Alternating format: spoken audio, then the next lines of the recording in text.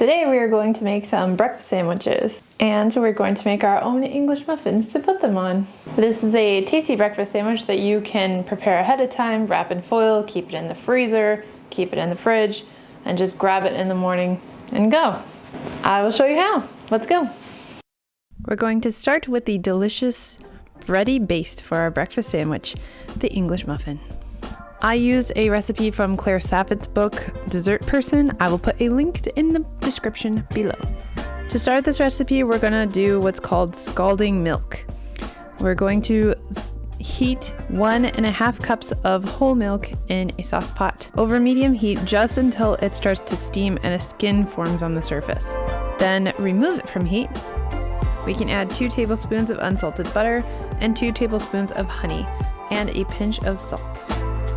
Then we'll allow it to cool to around 100 or 105 degrees Fahrenheit before adding 1 teaspoon of active dry yeast. Be careful at this step and don't get too excited and add the yeast early. Make sure your milk is cooled down, because if the milk is too hot, you can actually kill the yeast. Meanwhile, in the stand mixer, we can combine 2 3/4 cups of bread flour, 1/4 cup of wheat flour, and a pinch of salt. Once the dry ingredients are combined and our milk is cooled, we can combine everything all together in the bowl of the stand mixer and mix until the dough is smooth and elastic, around 8 to 10 minutes. You'll most likely have to stop the stand mixer and scrape down the sides with a rubber spatula during this portion. Just be patient, scrape it down, make sure that everything gets mixed really well. You'll thank yourself in the long run. Then we'll add the dough to a generously oiled bowl so that we can get it out easier later, and let it rise until doubled in size for about 1 to 1.5 hours. Once the dough has risen, we're going to plop it out onto a sheet pan that we prepared with parchment paper so that it doesn't stick. This is when oiling your bowl beforehand comes in handy, because you can very easily just dump it out onto the pan. Then we're going to flatten it down until about 1/2 inch thick and spread it across the pan and let rest in the fridge for 8 to 12 hours. Yes, this is an overnight English muffin. Letting them rest in the fridge like this and get nice and cold deepens the flavor and also makes them easier to handle and cut out the next day. Then the next day, we just remove the baking sheet and, using a biscuit cutter, cut out as many circles as possible. This is not really like sugar cookies where you can ball up the leftover dough and re-roll it out and then punch out more. It's kind of a one and done thing. So if you want, you can just make them square and cut to use the entire batch of dough instead of cutting them into circles. Because cutting them in circles will obviously leave you with a little bit of leftover dough that's going to be wasted. But when you make them at home, you can make them however you want.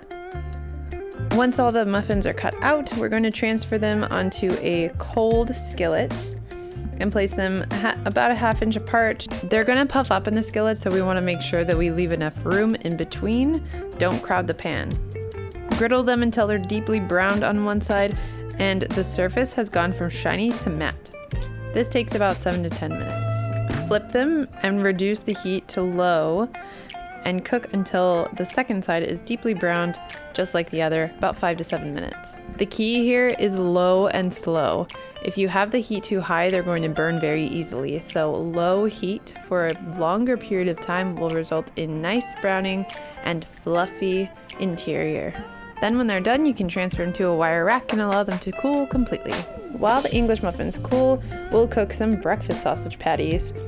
I used ground turkey seasoned with salt and formed into patties that will fit on our muffins nicely. The meat will shrink a little bit while cooking, so I formed them a tiny bit larger than the size I actually want them to end up. Preheat a skillet on medium-high heat and grill the patties for 3 to 4 minutes per side until deeply brown and a little bit crisp on the outside. Next, we're going to make scrambled eggs and add to our sandwich. I like to crack 3 to 4 eggs in a Pyrex measuring cup or bowl to pre-scramble them before adding them to the pan.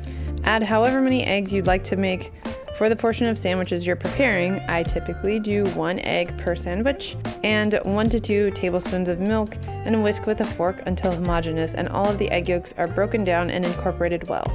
If you're interested in more info on eggs and the science behind eggs in cooking and baking, check out my Everything You Need to Know About Eggs video. I'll leave a link in the description. To cook the eggs, I like to use the same skillet I cook the sausage in to cut down on the amount of dirty dishes, and because it's already preheated. Scrape any leftover fat from the meat out of the pan and add 1 tablespoon of butter and swirl around the pan until melted. Add the eggs and cook on medium heat. Since these eggs will be used for a breakfast sandwich, we'll fold them while cooking rather than scrambling them like we would normally do. This will help them cook evenly but remain flatter and make it easier to assemble the sandwich. Scraping a rubber spatula along the bottom of the pan slowly and allowing the eggs to fold on themselves like this helps them keep flattened but also cooked all the way through. Once the eggs are nearly done, we'll remove from heat and add a slice of cheese and cover for 1 minute to help it melt thoroughly. With all of our components ready, it's time to assemble. You can also put jam, honey, maple syrup, or any other sauce on these sandwiches and change it up depending on the type of cheese or meat that you used. Ham, cheddar, and raspberry jam is actually one of my favorites. It sounds kind of weird, but the sweet, tangy jam really helps cut the overall savory flavor of the ham and the buttery eggs. Give different variants a try and see for yourself. Time to try. I woke up extra early to make these before work, and it was totally worth it. I never thought I could love a breakfast sandwich so much. This is so good. I'm gonna make another one. If you like this video or you learned something, give it a like. If you'd like to learn more, subscribe to my channel. Thank you for watching, and I'll see you next time. Bye.